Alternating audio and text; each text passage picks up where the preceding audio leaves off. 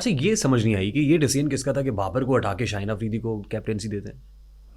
देखिए, ये जो सिलेक्शन कमेटी का उस वक्त डिसीजन था ना, ये जो कप्तानी का उस वक्त डिसीजन था, that was done by the chairman, and the chairman cricket board ही इसको फाइनलाइज करते हैं. सो प्रॉब्ली उस वक्त के जो डायरेक्टर थे और जो चेयरमैन थे, उनका ही फैसला था. इससे जंग और बढ़ गई।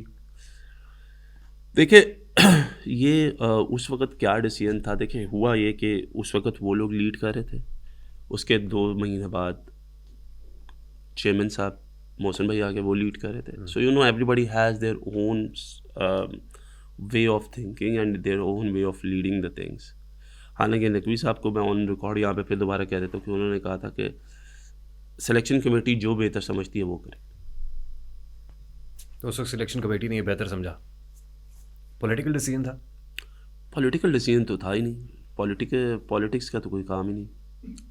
शाहीन शाह अफरीदी के जो ससुर है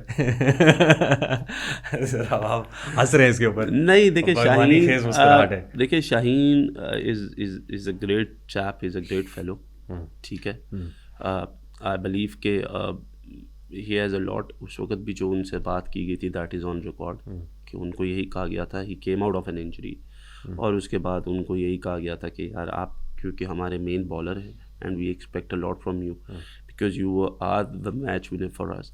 और अगर हम आपके ऊपर एक्स्ट्रा लोडिंग कर देंगे या क्योंकि क्रिकेट इज़ ऑल ओवर, उस पर हमारी उससे बात हुई थी. Yes, that was up to him whether he accept that और he does not accept that, that is his call. लेकिन जो इधर से बेहतर समझा गया था सिलेक्शन कमेटी की तरफ से, वो उसको हम लोगों ने ज़रूर कन्वे कर दिया था. इतने क्विक चेंजेस कि पहले चेंज करते हैं, फिर हटा देते हैं, फिर बाबर वापस आते हैं, फिर उसके बाद अब ये देखिए, change बाबर ने फिर इसको देख के तो बाबर ने स्टेप डाउन किया. बाबर को हटाया नहीं गया. Babar step down himself. he was forced to step down. No, he wasn't forced to step down. He wasn't. ये बाबर का एक अपना डिसीजन था. ठीक, उस वक्त एक डिसीजन आपने लिया और हम वर्ल्ड कप में जा रहे हैं, हम यूएस से हार जाते हैं.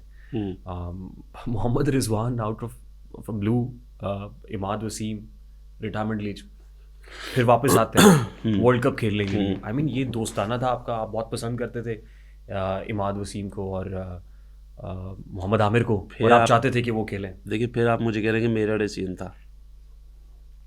पहले तो हम इस चीज़ को क्लियर कर लें, it wasn't my decision at all. This is what critics से. नो, क्रिटिक्स को कहने में क्या फ़र्क पड़ता है. आप मेरे से पूछ रहे, मैं आपके करूँ, डिसीजन ही नहीं था. Now what. अब मैं आपको स्टोरी लाइन दोबारा ले जाता हूँ वापस. ठीक है. इमाद वसीम ने रिटायरमेंट दे दी. उनकी एक ट्वीट भी आई थी, ही was not completely mentally fit, तो ही रिटायर्ड फ्रॉम दिस. आमिर ने एक रिटायरमेंट पहले दी हुई थी. ठीक है. हफीज़ भाई कोच आए, डायरेक्टर आए, सॉरी कोच नहीं आए, डायरेक्टर आए.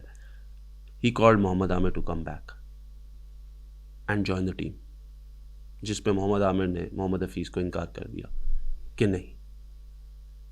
अगर अब मैं यहाँ पे मसाला लगाना चाहूँ, क्योंकि ऑन रिकॉर्ड है, अगर आप आमिर से भी कभी ये बात पूछेंगे तो आमिर भी आपको इसका जवाब दे देगा, और आमिर आपको ये कहेगा कि I didn't have that believe.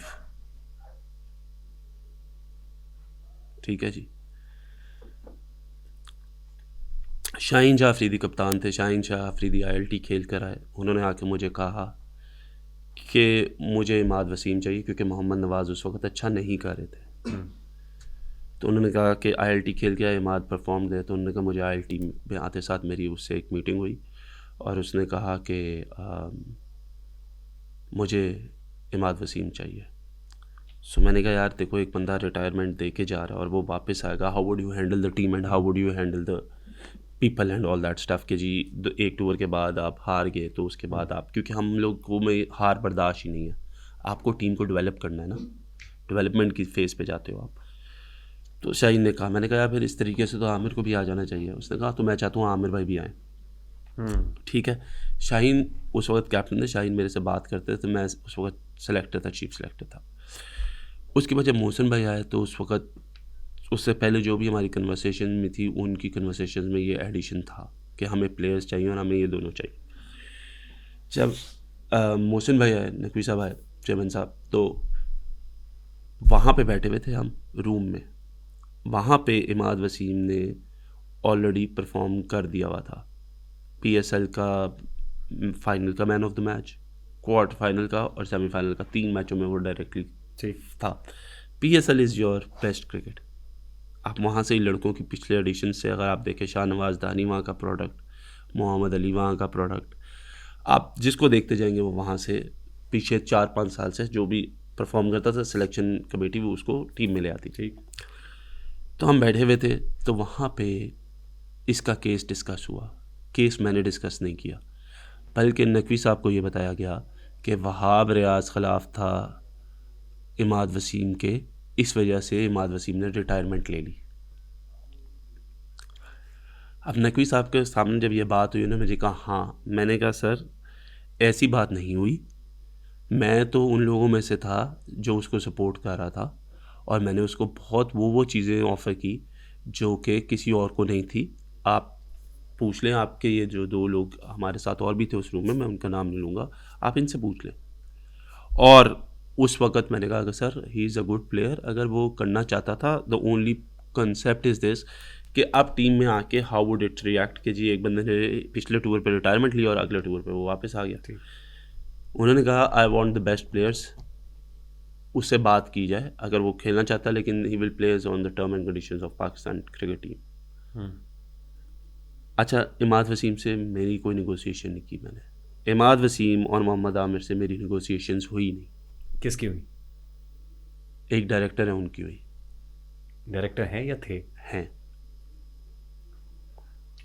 उनकी नेगोशिएशंस हुई। वो वाला साहब तो नहीं? उन्होंने नेगोशिएशंस की।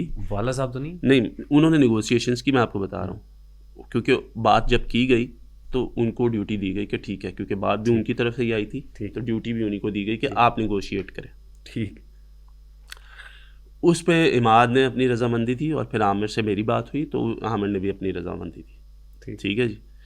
उस रजामंदी के बाद हमारी सिलेक्शन कमेटी बैठी, और सिलेक्शन कमेटी ने बैठ के जब डिस्कशन की तो everybody was okay to have both of them. That's how they both come back into the team. अच्छा, मोहम्मद आमिर आपके वर्ल्ड कप के और पीछे जो एक सीरीज़ हुई थी उसके बेस्ट बॉलर थे। आज भी आप ऑन रिकॉर्ड देख लें तो मोहम्मद आमिर की बॉलिंग और आउट मेरे ख्याल सबसे ज़्यादा थे, इकॉनमी भी और आउट भी और बॉलिंग भी आप देख लें। इमाद भी बोल्ड वेल, यस बैटिंग में he was not there but he bowled well. So that's how they both come in. Decision backfire किया? Counter productive? नहीं, काउंटर प्रोडक्टिविटी इसलिए नहीं क्योंकि I was managing the team at that particular time. I didn't see those guys going from here to there in any point of time और blaming each other. उनको बाबर्स के साथ issue थे, लेकिन they were all resolved and there was no discussion about anything. I think उनका जो conduct था that was. ये किसका डिसीजन था कि यूएस के अगेंस्ट मैच में जो सुपर ओवर है वो आप team management and rightly so I believe कि ठीक है, उस मैच में उसको 17 होंगे, राइटली सो आई बिलीव के, क्योंकि उससे पहले अगर आप देखें तो जो उसने सेकंड लास्ट ओवर और आखिरी 2 ओवर किए हैं उसमें अगर आप उसकी बॉलिंग देख लें तो ही हार्डली कंसीडर्ड रन्स।